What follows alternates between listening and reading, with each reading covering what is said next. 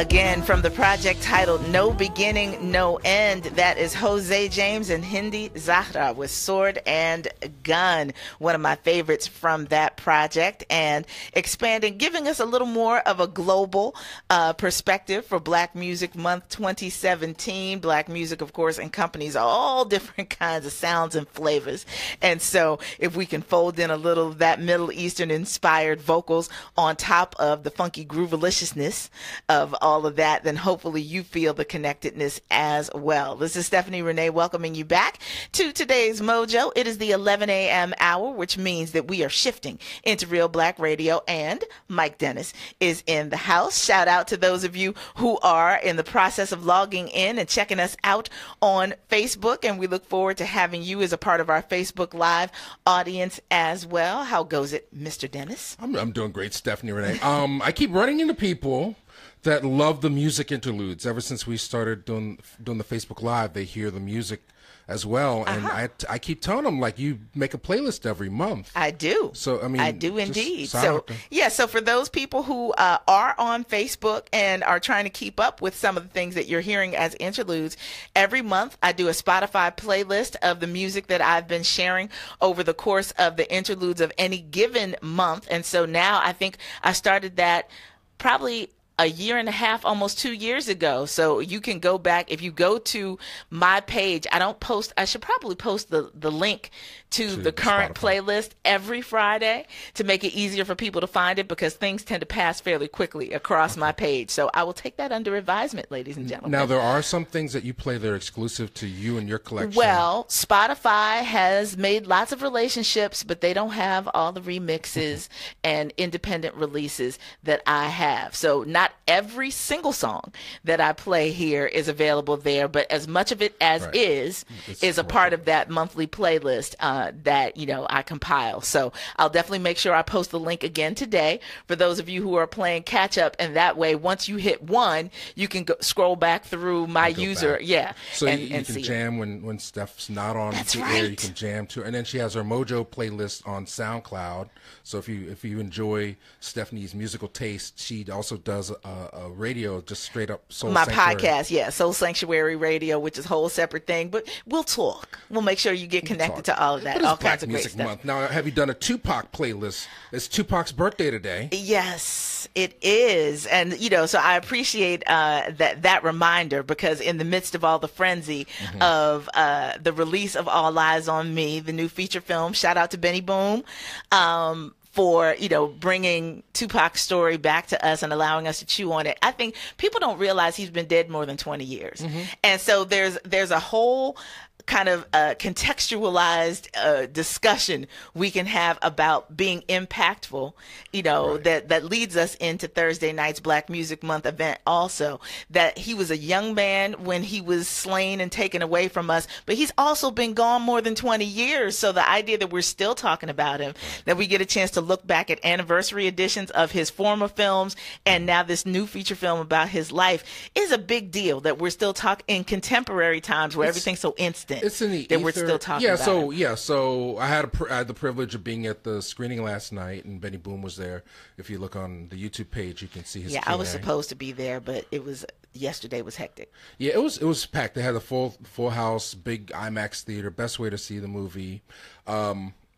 You know, and I guess it's time for the review. Dun, dun, dun. So, I mean, I want everybody to go see it and support it, because it's very important that we support our stories. And Tupac, I mean, this is a highly anticipated movie, and years, you said over 20 years in the making. You know, so expectations were high for this, in my book. And, you know, especially as we've been in the way of this wave of musical biopics. It's biopics, people. It's not biopics. It's not biopics. I'm just going to make that correction for all of y'all. I try. Every time I see it, I try to say it so that people understand. Bio like biography, pic like picture, biopic. But it's tough when you have Viola Davis saying biopic. So I know. But it's a biopic of Tupac. I thought that the lead actor, Demarius Shipp Jr., was incredible. You could not have cast a better person, and he was up for transforming himself physically and characteristically into Tupac. I gotta ask though, because I think physically he looks a whole lot like him. He didn't sound like him to me, and I wonder if in the course of the film progress, whether you felt that, because Tupac had that raspy kind of edge to how he delivered his rhymes and sort of how he engaged with people. Well, I think there's two ways to approach the biopic. You either do an impression or you transform into it. Like Selma, people praised David Oyelowo, yes, but he made no effort to sound like Martin Luther King or anything. He just carried the charisma of it. Yeah, yes, that's true. And people gave it a pass. Their expectations weren't on that right. the same way. But everybody knows Tupac. His music is still in our lives and everything. Yeah. So there's a higher degree of difficulty, let's say, perhaps, in yes. Of, and on a certain level. I mean, not to take anything away from MLK, but I think the more time has gone by where it's not as fresh in people's minds. Right. Yes, that's true. Per se, as Tupac, I thought he did an amazing job. Okay. And a couple of scenes. I mean, I'm sure a lot of it was done in the editing, but he captured, like, at first you're feeling like, okay, maybe this is not gonna work in terms of when he delivers, but there are a couple moments that happen fairly early on where he gets that sort of manic Tupac down, and he's literally like quoting press conferences and things like that, and he just manifests it. Now, and also the film is beautifully produced. There's a lot of mouths to be fed in this movie. Like when you're telling an authorized story, you can't afford to step on toes. That's right. So That's you gotta right. represent. You gotta do fair treatment to Afeni and Dinar. Well, she's amazing. She did a very good job. A little too Harriet Tubman on the yes, we Black Panther, we must survive, and Tupac, you in the belly of my, it's just like a little bit too much stage for me early on, but there's some quieter scenes where she really captures what Afeni's spirit, that fighting, liberating spirit, is about. Yes. The production design. I mean, there's some scenes like when they go into death row, it looked like they just shot in the back of a storage warehouse and threw some red lights up. But for the most part, I mean, so because the money's gone towards the music. And stuff. Exactly. But for the most part, the production design, like the clothing, the hairstyles. I mean, all the Tupac's hairstyles on point. A lot of the guest casting is acceptable. I think when Snoop shows up, there was definitely a decided laugh throughout the. They're like, the guy playing Hump, he was okay, but the guy that played Money B, he looked and sounded so much like Money B. I said, did they get Money B to do this? Have you seen Money B lately? He kind of looks the same. Money B looks the same, but he looks like 20 years have happened since his heyday. I'm just saying he's matured, so it would be hard for him. I mean, there's a great deal of attention to get the casting, the look, the music. All the music's Tupac for the most part, and he's lip syncing, and then they add layers of vocals into it. All that stuff is great. Good. The movie flies when the music is happening. Like I said, there are a few scenes where they're injecting some consciousness into the thing, like what motivated Tupac to make the music and what Black wealth is, which is within our creativity. All these little diamonds are dropped, but then there'll be long gaps where there's like little, like, please, somebody come on and rap. Somebody please hurry up. Somebody gets shot. So pacing is an issue. And, with editing, sometimes that's really difficult to try. You're trying to make sure that you don't drag the story out too long where you lose people, that you can bring them along the whole way. Like they just looked on the Wikipedia page and they just like did bullet points, everything that ever happened to Tupac in his entire life. And they needed to have some visual representation of it, as opposed to taking the story, what did Tupac really represent, or what did he really mean, and find the common thread in there, so it just seemed like the screenplay needed a few more drafts because they're throwing Shakespeare at you, they're throwing Black Powerment. So here we go, and I will say this for the folks checking us out on Facebook Live and for our general discussion, because I'm sure Tupac is going to come up next Thursday night at our Black Music Month event. One of the reasons why I feel like Tupac has remained fresh and why he is still a very hot topic of conversation, in addition to what I think was the vastness of his own presence. some people are very uneven about how they feel about his rhyme skills. I just think he was a presence. He was a cultural presence between the films and the music and everything else. But because Kendrick Lamar has been so purposeful about talking about how much of an influence he was on his career. So with the sound bites that Kendrick has included on his albums, and, you know, even with the recreating a fictional conversation between him and Tupac on To Pimp a Butterfly, that has been sort of a refreshing of Tupac's reach, especially to a younger generation. So I'm curious if people in our listening audience have the sort of fresh recollection of Tupac as an everyday living presence in the cultural industry, that are, you know, kind of reflecting on that as it is today's his birthday with the release of the film and everything else, or millennials that might be checking us out and you know, just engaged in this conversation, whether they feel like they've gotten to know Tupac a little better because of Kendrick's reverence to him and are planning to see this film, just, you know, kind of where he lands now in the cultural conversation based on this renewed interest in his life. And I think now couldn't have been a better time to do a Tupac biopic because there's so much of what he was talking about, what he was up against, is coming back into, you know, our overall worldview. Absolutely. And the idea, and so maybe now I'm stretching this more than people might like me to, with the fact that here we are in day 5 of deliberations on the Cosby trial, that we have the flawed individuals, and a lot of the conversation that now swirls around Cosby is about separating his his indiscretions and assaults or whatever from the other philanthropic work he's done, from the impact he's had in the cultural community, because Tupac was far from perfect on the personal side in terms of interaction with women, the lyrics of his songs when it came to his interactions with women and what have you, the fact that he went to jail for assaulting a woman, this whole kind of notion of how we sterilize in many ways the realities of who people are to us culturally versus who they are as individuals, and some of the other flawed human moments they've had. I think the film addresses that. I mean, it starts off, it's just a muddled mess of a screenplay. And as far as the direction goes, I think a lot of the actors, they're really trying to play their scenes. But overall, I don't know. I mean, and I was watching an interview. Benny Boom was brought in 2 weeks before production, so I don't know how much he really had to work with to massage the script, get it together. So I think it was just sort of like almost shooting it documentary style, and he does a great job in terms of like recreating the look and feel of the videos and different things. So there are like moments where it's like, wow. And that's his strong suit. I mean, you know, that's where he made his bread and butter. That's how he established himself in the industry as a music video producer. The rape case sequence is pretty effective. I mean, it kind of sticks to the facts as Tupac said them, you know, and it's just a recreation of it. The woman who plays the accused, I mean, I think she kind of overdoes it. I mean, there's a I wouldn't say misogyny, but a lack of sensitivity to the woman roles in this film. Well, I mean, that could be said about most hip hop and most hip hop films. I'm just saying. So it's to deny I can't say her now.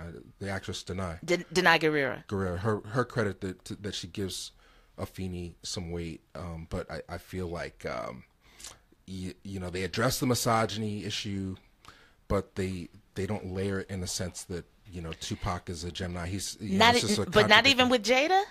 Jada they keeps depict their relationship.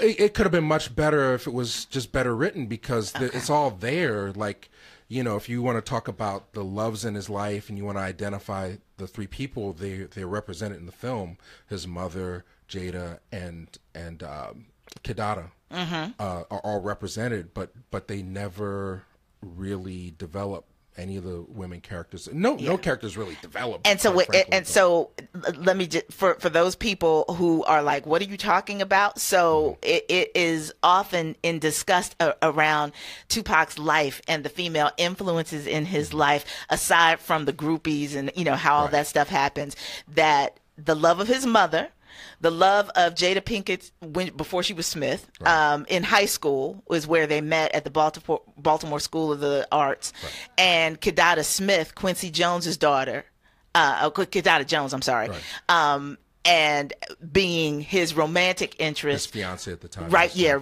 as he was shot to death, so it's there. It's in the story. Everything is there. It needs to be too much stuff, trying to please too many people, trying not to get sued.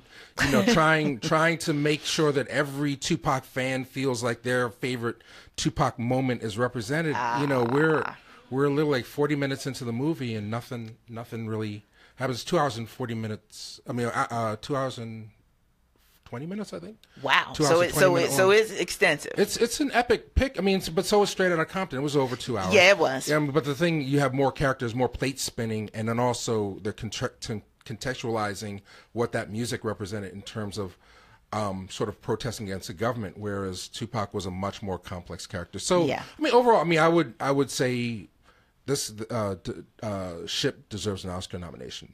I mean, in my book, because he really, I thought he killed it. Well, I can't wait to see it, and you know, and I have no problem paying for it to see it. It was not going to happen last night at the screening, unfortunately. But this idea of the fact that we are in the midst of so many anniversaries. So you talked about Straight Outta Compton. So Ice Cube's 25th anniversary of Death Certificate, the release of the double album Death Certificate, is in this season now. Mike so graciously brought me a 25th anniversary copy of Juice. Yes, we'll talk more. Yes, we're going to have an extended conversation about this era and the man that made this film possible, Ernest Dickerson, who also served as Spike Lee's director of photography for pretty much all the epics through Malcolm X. Films, will be joining us on the air next week. So mark your calendars. Definitely make sure you're planning to join us for that conversation, because I am so in awe. And he's very gregarious. He's a great personality.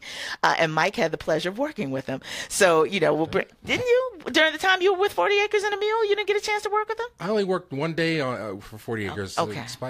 I've never, we have a degree of separation. I've never met Ernest. But yes, Ernest Dickerson calling in next week. The man who gave Tupac his first starring role, which as Bishop. As Bishop, and he's represented in this Tupac movie. We should all go see it today in theaters. I know y'all tempted to Mike do them says fire it all sticks. the time. Better than bootleg. Don't buy the bootleg. Yeah, I'm all up in it, and you sitting. It's like 10 a.m. You haven't even left the house, and you done seen All Eyes on Me. Don't even tweet about that unless you paid money. Scan your ticket. Support Benny Boom. Support the idea that these stories are coming to the big screen. Yeah. Make sure they get your financial support on record so that more of these films can be made. So in closing, I know we would break. Yeah. Not as good as Ray. Ray is the top in terms of biopics. As far as biopics. And Nina being at the bottom. Well, it's a little below Straight Outta Compton, a little bit below Ali. It's like in that middle range. But if you, I have never been able to see from start to finish. But if you have those memories of Tupac, you will not be disappointed in the way it's represented in the film. Excellent. All right, we're going to take a quick break. Come back. If you want to join into this conversation, give us a call at 215-634-8065. Toll free at 1-866-361-0900. Mention Mike on Twitter at Reelback, REELBLACK. Mention me at WURD_S Renee. Hey, folks on Facebook Live, we'll all be back to talk about this some more when we continue. And Tashana putting her bun into the picture as well. We'll be back with more Real Black Radio in a second.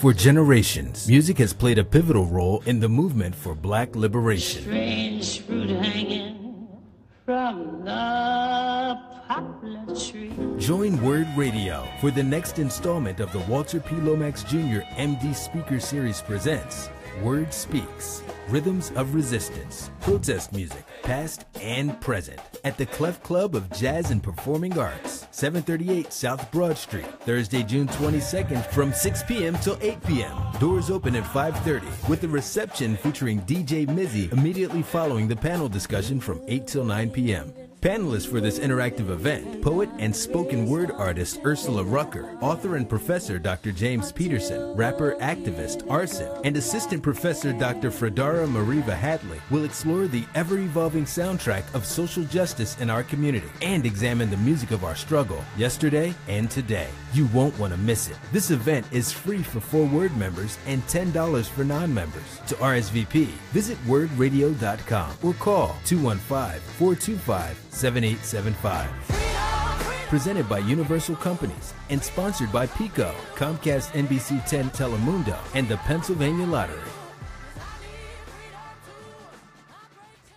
Listen to Laborers Live. We created the weekend. We created the 40-hour work week. We just want enough to feed our family, be able to send our children to college, and let our next generation do better than we did. The people that might have forgot how important unionism is in a country like the United States. People now infringing on our 8-hour workday, kind of work people more than 8 hours without overtime, kind of work people without benefits. In the long run, everybody's getting a fat paycheck except the worker. So this is really a wake-up call for America. The struggle is continuous. Tune in to Laborers Live every Friday from 4 to 5 p.m. Sponsored by LESIT, the Laborers Employers Cooperation Education Trust of the Laborers District Council of Philadelphia and vicinity. Local 332, Sam Staten Jr. Business Manager. Local 57, Esteban Vera Business Manager. Local 135, Dan Woodall Jr. Business Manager. Local 413, James Harper Jr. Business Manager. The Laborers District Council, Ryan Boyer Business Manager, and Tony Staten, Executive Director of LESIT. Word Radio extends the opportunity for everyone to call in and interact with on-air personalities, policymakers, and guests every day. However, in an effort to allow for expansion of the Word family, we ask that callers limit their calls to once per day and refrain from calling the same program on consecutive days. We welcome social media interaction throughout the day on Instagram, Facebook, Tumblr, and Twitter at OnWord. Remember to keep your dial locked to Word Radio 96.1 FM and 900 AM WURD. Independent Black Media. You are listening to The Mojo on Word Radio, 96.1 FM and 900 AM. Embrace and explore your black magic.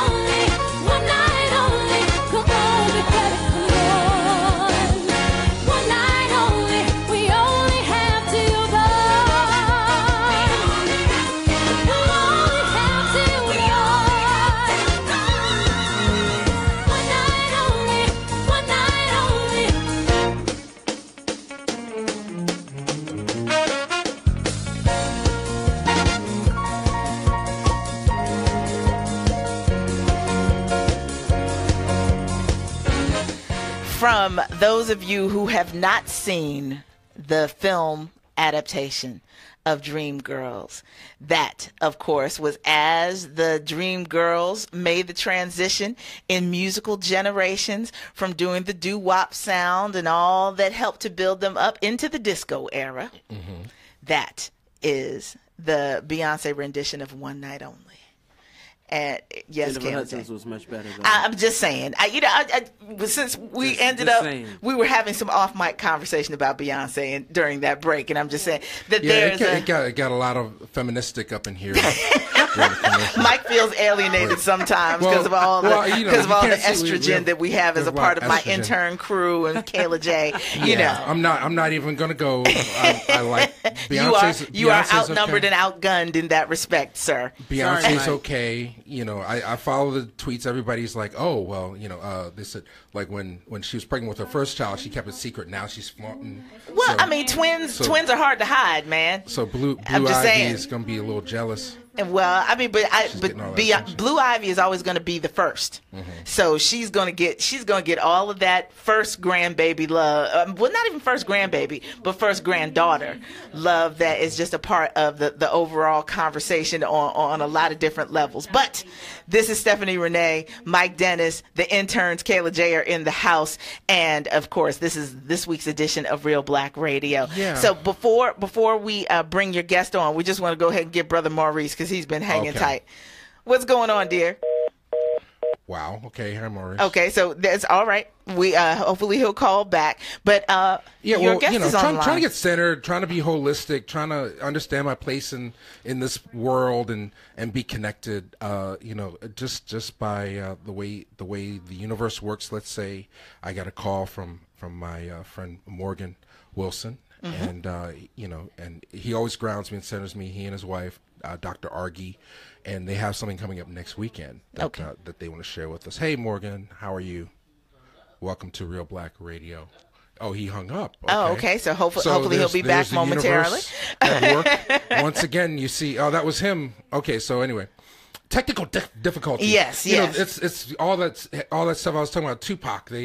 The CIA got on our numbers. But I do want to say, though, that while we're talking about Dream Girls and the whole kind of backstory that created it, that lest we forget that the boss, Diana Ross, is coming to the Mann Center again this summer. Okay. And so for those people who are the diehard fans who love to uplift our legends in the industry, we get a chance to host them right here in Philadelphia. Okay. And she will be at the Mann, I want to say the end of July. I don't have the dates right in front of me, but I know she's coming. So for those of you who are very much into live performance, which I always recommend, see our legends while they're still with us and get a chance to experience all the pageantry. I'm sure there will be costume changes because that's what. Well, Stephanie, all this Diana Ross talk, it begs the question, Stephanie, do you know where you're going to? Do I know the things that life is showing? Wait, I'm so glad that you said that. Shout out to our former intern, Taylor Hosking, who graduated from Penn a couple of weeks ago. She emailed me yesterday, and she took in her kente cloth stole and in her graduation gown, she took a very mahogany-like picture on campus, and she sent it to me yesterday. So we'll be checking in with her throughout the summer. But yes, mahogany. Woohoo! I love that film, and that's what it reminded me of. Yeah, well, that's what's up. So other things are going on. Phila Film is happening as we speak. Yes. I think tonight and tomorrow, the last couple of days. Larry Smallwood. Yes. Shout out to him. Definitely urge people to check that out. I'll post some things about that on the webpage, and then also at the African American Museum on Wednesday. This is not a conflict. We have Donald Bogle. Yes, well, I'll be talking about that because I'm hosting that Q&A. So we'll definitely be talking about that in a bit. Okay. But Dr. Argy's on the line. Hey, Dr. Argy. Hi, Mike and Stephanie. How are you guys? Good. How are you? I'm doing great. I'm sorry for the technical difficulties, but that's kind of what happens in radio, I guess. It's all the time, believe me. It's all good. I mean, we met each other at another Black Empowerment event almost a year ago. Yeah, well, I think it was Dr. Boyce Watkins. Was it that one? Yeah. Yeah, my husband and I, Morgan, love him. We follow him on YouTube. He was doing a tour, and he just has some amazing. He presses us, doesn't he? Like he challenges us to really think on a deeper level about who we are. That's financial empowerment and wealth empowerment, and then I know that you as a psychiatrist, you're also working just in terms of relationship empowerment. Yes. I mean, actually, I'm a family therapist, marriage and family therapist. Thank you. But I work with psychiatrists and psychologists and clinical social workers. And my husband and I, we started a company called Connections Matters. But for 10 years, I've been doing a practice where we focus on healing relationships, what we call it, one courageous conversation at a time. You know, one of the things I say, Mike and Stephanie, that relationships are not for the faint of heart. None of them. They're difficult. They require work. And I always say that you wouldn't go to a job and say, you know, I'm not a team player, and I don't want to work at this. I don't really want to even show up, but I want to get paid. You want some return on your investment at work, right? But you also want return on your investment in your relationships. Indeed. That's why I'm single, Dr. Argy. We could have a whole separate conversation about that. Unless there is some investment being made, I'm not interested. Yeah. Well, yes. Investment on both sides, right? That's what ATM's all about. You can't go to the ATM machine and put in your little digits and expect to get money back if you haven't put anything in. Wait a second now. I got to defend. Now, Insecure, I know that changed everybody's perspective. You know, that brother was trying hard. He was working on his resume every afternoon between PlayStation breaks. He was getting that. He was working on that, and she put that time in. That was an investment on her part. I don't see anything wrong with all the brothers listening now, playing PlayStation, who took the time off to listen to Real Black Radio. We are not going to start with the Team Lawrence situation. That gets people fired up. And I was going to say, and Morgan is also joining us on the line as well, so we should welcome him. Hello, everyone. Hello. Hey, Morgan. Yeah. So, but it you see what Mike is trying to stir up here? I'm just trying to defend all the PlayStation fans that are going to become Real Black Season 15 members, and they can bring their ladies out on these dates. They could have brought them out to see Benny Boom last night if they were Real Black members. I'm not. I'm just defending. But I know there's a spiritual element as well, and you guys are involved in a talk back on next Saturday and Sunday. That's part of it. Yeah. We're excited. We're excited about this play called Breakthrough. It was written and it's directed by Freedom Cook and her husband, and she invited Morgan and I. They're the executive producers. We're the associate producers. And, you know, what we're talking about is theater meets therapy, because a lot of us in our community, we may go to a play, but we're not necessarily always going to go to therapy. But for many of us, we have challenges in our relationships. And this play is really all about, you know, love and loss and intimate relationships and mental illness and religion and temptation, and what happens when all those things intersect and you don't know what to do about it. Right. And so the play is going to speak to, I think, anybody that's sitting in that audience is going to see themselves or their friend or their family member in that play. And then Talkback is really to engage folks with, what do you do now? Now that we've stirred up all of these challenges that you might be having, good, bad, or indifferent, then how do you process that, and then how do you make it better? So it's exciting. Morgan and I, and he can speak for himself, I think we're both really excited to be a part of it. Well, listen, this play is going to be awesome. It's running Saturday and Sunday. Saturday, 2 shows, 2 o'clock and 7 o'clock, and also a Sunday at 4. And it's going to be held at the Proscenium Theater at the Drake. And it's like 302 South Hicks Street, right on the corner of 15th and Spruce. So come out, have fun, enjoy yourselves. It's really going to be an absolutely thought-provoking play, and we really want to promote the healing of relationships and their marriages. And, you know, I think that one of the things that my friends and I talk about all the time is this idea of lack of visible examples of how marriages are work, but they're worth it. And I mean, are you all comfortable, especially, you know, Dr. Argy, with the fact that this is what you do, family therapy? I would imagine that you might feel a little bit more on display in terms of how you make it work in your personal life and how that translates into the advice that you might offer people that are coming to seek out your advice as a family therapist, how you navigate that space, because it's got to be hard to be on display, I guess, in that way, especially if you might be experiencing challenges at any point. Yeah, well, you know what? I mean, I'm glad you said that, Stephanie, because, you know, I love what you said. Marriages are work, but it's worth it. It really is worth it, and it really is work. And so, you know, being on display, you know, I'm pretty transparent about Morgan and I and our journey, which, you know, has been amazing. You know, we're celebrating only 2 years, going on 3 of being married, but we're acutely aware as both lovers and friends and business partners now that it's a lot of work. We have to communicate our ups, our downs, our in-betweens, and, you know, it's not for the faint of heart. You got to be in it to win it. So helping people to, and I like what you said, too, that they're not as many good examples. I don't know if that's exactly true. I think there are a lot of great examples out there, but we have to be a little bit more vocal about what we're doing in the community. Because sometimes you think that you don't have, you know, good marriages, but, you know, the people that have been married for 30, 40 years, they're out there. You just got to talk to them. Yeah. What they'll tell you is that they've probably been married a couple times, not physically, right. but the relationship has changed so many times since they've, you know, first did I do. Right. Morgan, I know you've been trying to jump in. Sorry, Morgan. Because she's a therapist. I will tell you this. Part of what's making our, I guess, relationship and our marriage successful is that we have a great communication. Not that we don't have arguments and issues. We have them like any other couple has. And I think one of the things we show as an example is how we get through those issues. Yeah. It's not that we don't have those issues. So, yes, we are on display, and what we're displaying is how true love is. You know, we talk about the T's. Truth, trust, transparency leads to transformation. And it's about honesty, and I need to be able to communicate with her. One of the things we do every morning, whether we had an argument the night before or not, we start off with our prayer, meditation, and that is the intimate factor that is absolutely huge and what helps us in our relationship. Into me, does she see me? That's what intimacy means to me. So what my intentions are, you know, and my intentions are I'm loving her for life.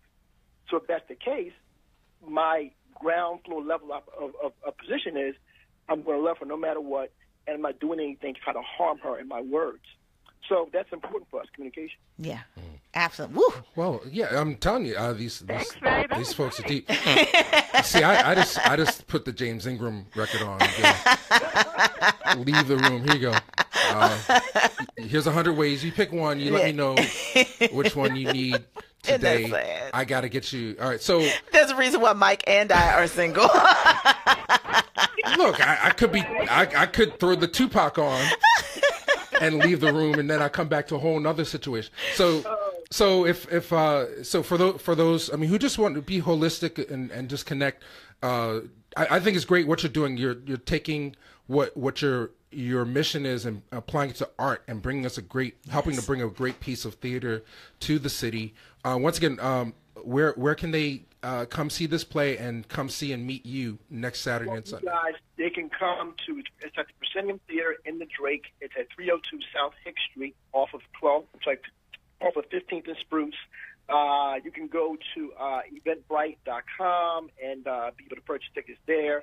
You can email Tom Cook at tcook96@gmail.com, or you can contact me directly at 267-342-1717.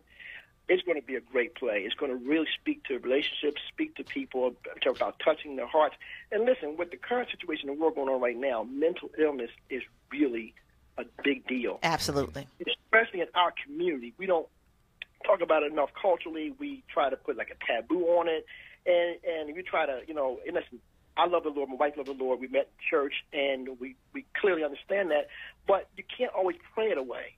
You know, and sometimes the church tells us that. Yeah. And there needs to be, in terms of our people, I guess, a more direct impact on trying to seek out therapy to get help for those issues. Absolutely. Absolutely. Oh, excellent advice. Breakthrough, too. When you do Eventbrite, just put in the word breakthrough, and that's how it'll take you directly to the ticket. Right. And I'll put a link on the Reelback.com website. Well, I'm so glad. I mean, despite technical difficulties, that you could come in. I feel balanced now because I was all up in Tupacville earlier. Well, I love that grounded. idea of beginning the day with prayer and meditation collectively, and how that helps to set a tone and keep your priorities straight. And hopefully that is radiating out over our airwaves for people to come check out the play and benefit from your collective knowledge and experience, as you'll be sharing in the talkback on the weekend performances as well. And we thank you for joining us on the air today. Oh, thank you for having us. It's been a pleasure. We're going to work on, Stephanie and and Mike getting us together and coupled with good people.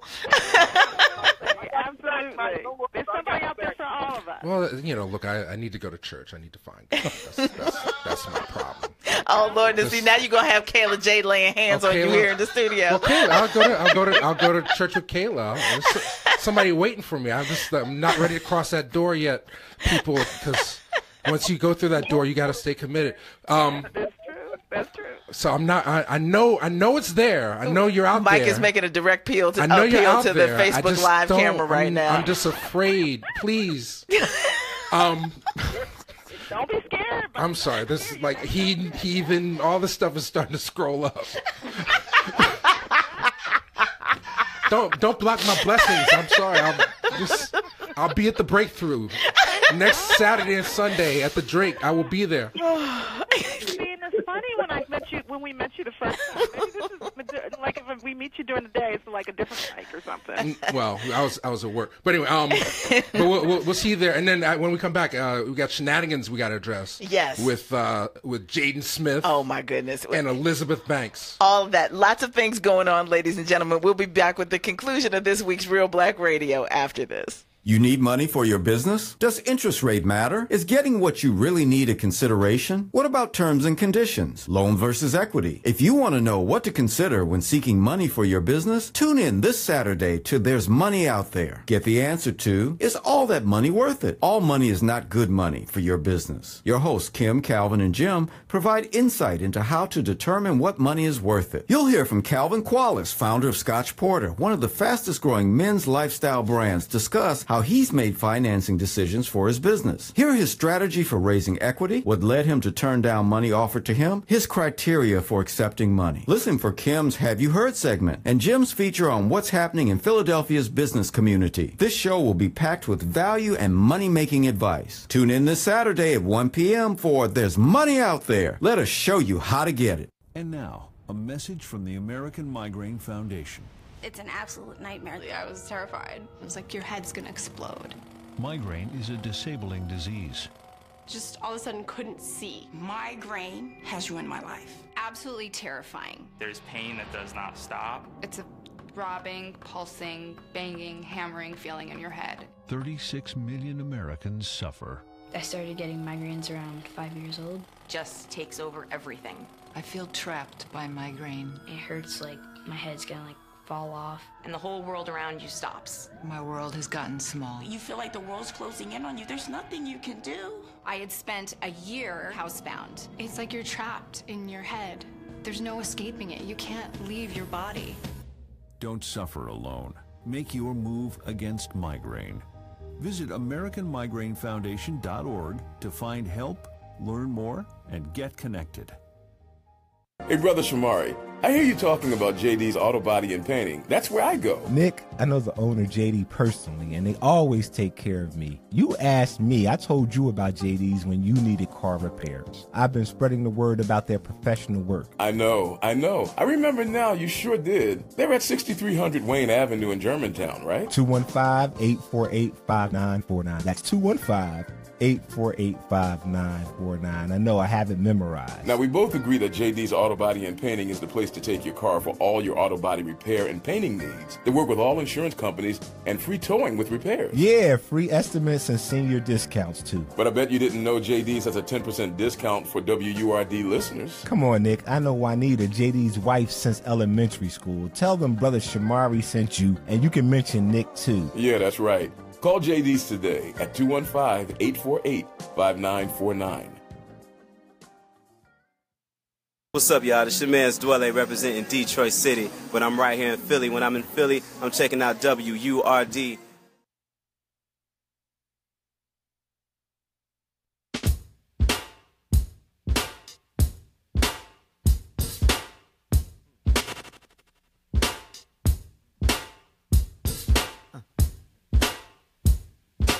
I ain't getting caught up in your dams of repression. No matter who's the beaver, I'ma burst through your oppression. Standing in my rightful place, residing as this beam that is earth inside the dark. Hopefully you catch the gleam. You turn on Global Village, you can see how we get drank. Seems the pawn follow pawn and become the Queen's Bank. I'm not part of that. I may be ghetto's fact, but I'm too smart to embark into the deadly track.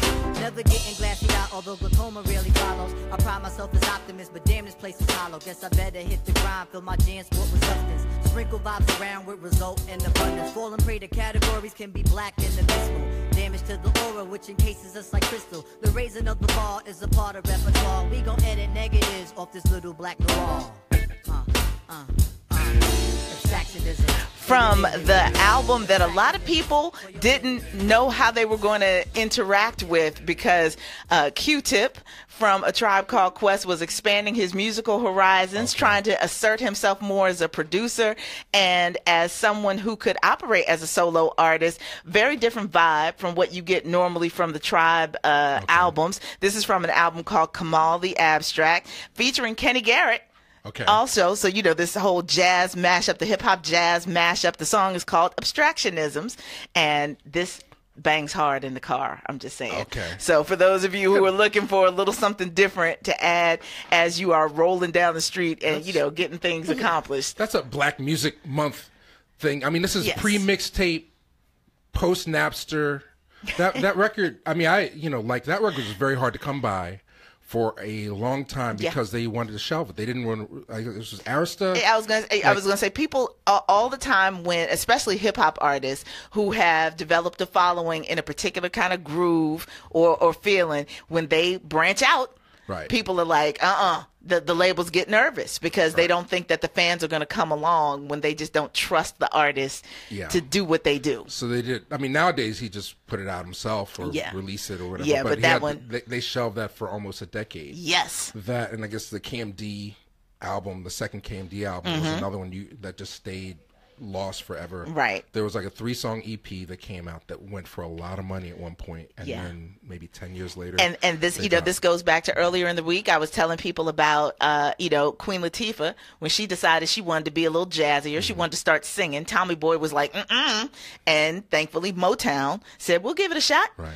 And they allowed her to release the albums where she started flexing all the muscles that she uses regularly now. Right. But Q-Tip, I mean, I think they shelved that, and then the next record they did put out was Vibrant Thing. Yes, if I remember correctly. And that was hot too. So but like, whole different conversation. That was like his Marvin Gaye "F y'all." I know how to make a hit record. I'm a musician, and I got skills.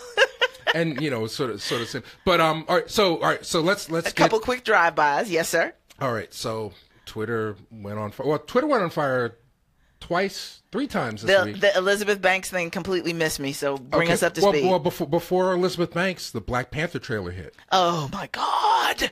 And that got 89 million views in the first day. Marvel, people are just saying do right by the film, by the cast, by the everything. That Marvel has had some clunkers. Mm-hmm. And I don't think this Spider-Man. Yes, okay. Because I mean, and they certainly haven't highlighted black folks. So the fact that this film is super duper black, is going to be it's highly anticipated. If you haven't seen the trailer, it's like, wow, there's a secret world. We thought it was in South America. No, it's in Africa. And Wakanda. Black people are running things, and they got all the science and technology. And I'm the only person who got to see it firsthand. I'm the only white man that is non-melanated. But wait a second. Chadwick Boseman is watching this guy confess. Boom. Now everybody's blowing up. Now they just want to get into a time machine and fast forward to, what is it, February 2018 or whatever? Oh, my God. The memes. For those of you who are not on social media, I just got to say, the memes that have come out for how people plan to arrive at the theater for the premiere of this film, and they are hilarious. It is one of the blackest things you will probably ever see. And the fact that it's this black in the comic book realm is going to be such a big deal. Sizes, colors, shades. Wonderful. So it's going to be like a roller coaster ride. And the warriors in the film are mostly almost all bald, if not all bald, but peach fuzz bald black women with spears. Oh, they're so fabulous. You got to look up the trailers and just get yourself. It's going to come out in Black History Month 2018. This is the blackest thing that might ever appear on film. Yes, it's Ryan Coogler. So he knows how to entertain. He did Creed for us, and he did Fruitvale Station. So for the culture, but and the thing is, it's gotten more views, impressions between the teasers when they played it during the NBA playoffs and all the online views than the Star Wars trailer when it first hit that first day, and that blew up Twitter. That made $1 billion. So the stakes is high. Yes. For Black Panther, but we know we're going to go see it, so it doesn't even matter. Absolutely. The fact the movie exists. The fact the movie exists. That one I might stand in line for a midnight screening for. Actually, they'll have it at like 6:45. You know, I'm just saying. Walking in with the I might have to take off. That might have to be a cough day because I've got to see that the first day it comes out. Otherwise, everybody's going to be talking about it. They're going to spoil it for me. I've got to see that like the first showing. Yeah, so theaters, make sure you have it. Like, just take over the whole multiplex on Black Panther first night because Black History Month. It's coming out in February. So, I mean, it'll be like a Joe Louis fight back in the 30s. Yes. The streets will be quiet. It's like, where are all the black people? It's like, they're at Black Panther. That explains it all. Exactly. So that's February. Elizabeth Banks opened her, she's trying to do what she wanted to do. But I don't even really remember who she is. Who is she? She's an actress. She directed Pitch Perfect 2, and she, she's been in a bunch of movies. But listen, as someone who does a cappella, don't cheer Pitch Perfect or Pitch Perfect 2. Real acapella needs no auto-tune, and I will leave that there. That's true, but it was still a lovely She's been an actress. She's transitioning into directing. They gave her an award, and I don't know. Maybe there's some Hennessy. I mean, there's no. She may have had an ODB moment. I wasn't there, but they said that she said, "Look, I don't mean to call you out, Steven Spielberg. Oh Lord, but in 40 years of filmmaking, you've never had a woman be the lead of your movie." And then Sherry Belafonte said, "Well, what about Color Purple?" And she kind of shushed her, and then the words got out, and Twitter just went just like Whoopi Goldberg crazy to the point where she had to apologize. So it was an oversight, but it also reinforces that sort of white woman feministic privilege where black women can be invisible. Yes. So that was very it hit a soft spot. Not to mention the fact that Spielberg's first theatrical release was Sugarland Express starring Goldie Hawn. So she just was misinformed in the moment. She said the wrong thing, the exact wrong thing for Twitter to get hold of, and rightly so. It's hard when you're loud and wrong. When you're loud and wrong, you got to expect to be corrected. I don't mind the correction because it just underlines, hey, be aware. Now, loud and wrong. Accepting an award, standing at a podium, speaking on a microphone is loud and wrong. Absolutely. No, I'm just segueing into Jaden Smith. Oh, okay. He was using that as a segue. He's got he put out a music video, and he's entitled to put out any music video he wants. But I just felt it was completely unoriginal. I mean, it's kind of funny. He's walking around in a white Batman suit on Hollywood Boulevard. Yeah. So we're out of time. What I can say to this is Jaden has the resources to be as passion project as he wants about whatever he would like to do. He even has his own money now because of the films that he's been in. He's moved out of his house. Right. So at this point, if he wants to be a little, eccentric and layer eccentric over trap music, it's sort of his prerogative to do so. What's the point of critiquing it? It's not like he's really trying to make a serious statement. He's just doing what he likes to do. It is the realm of the privileged, and he's just having a good time. Entitlement as an artist. He's what, 18, 19?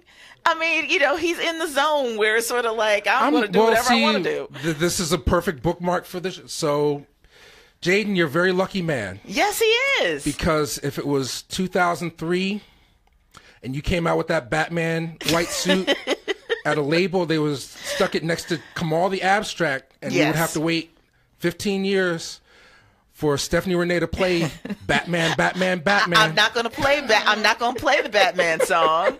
I think Jaden is adorable. I think he has the wherewithal to do whatever he wants to do. It's not designed for. He didn't create the song for people my age Smith, and my my demographics. Tupac died for your sins. This is what I have to wake up to now. Go see Tupac because just be reminded of the fact that there were actual lyrics. People put thought into things, and they just didn't brain fart everything onto Instagram. Exactly. So, ladies and gentlemen, for all of you who have no idea what Mike and I are talking about, and I didn't know anything about it until Mike sent me the link. Jaden Smith has a song Batman over a trap beat, and it is just pure self-indulgence. It is not made. It is not music message music. It's an earworm. He's Bruce Wayne. He's imagined himself as Bruce Wayne, and he's got which a white he is suit to a certain extent. I mean, his parents aren't billionaires, but he got plenty of money. And he does a little shout out to Hancock at the beginning because he wakes up, he's been drinking, and he's Yes. like, "Oh, the bat signal. Oh, do I have to go?" Just like out of Hancock. So no originality whatsoever in this. You know, it's just an indulgence. Yeah. And you know, so All right, be it's it. over. It's out of my system. I got to go to church, Kayla. Wait, but his mission is not to go to church to get closer to God. His mission is to go to church to go find him a woman. I'm invite you on singles night. I don't have the gators for that yet. I gotta. Gators? There's too much Don't you dare walk up in my church with gators. I was going to I'll say, fool church you. community, please do not blast us on the comment section of this Facebook Live video because there's Mike too is... much competition at the church. I'll invite y'all both when we have singles fellowship.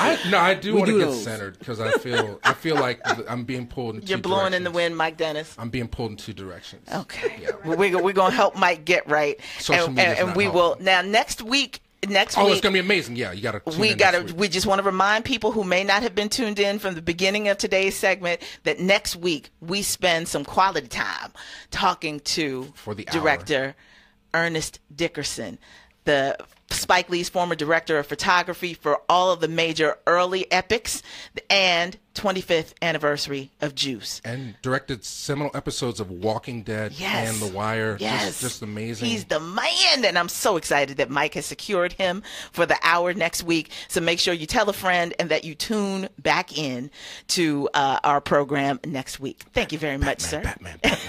And with that, we take a quick break. And when we come back, we're going to tone it down a little bit more seriously as we talk about area Juneteenth celebrations and how we need to discuss the idea of liberation and how it ties right into our area here in Philadelphia. Shout out to the folks who checked us out on Facebook Live. We'll be signing off, but coming back with the third hour of today's TGIF edition of The Mojo after this. No more smoke.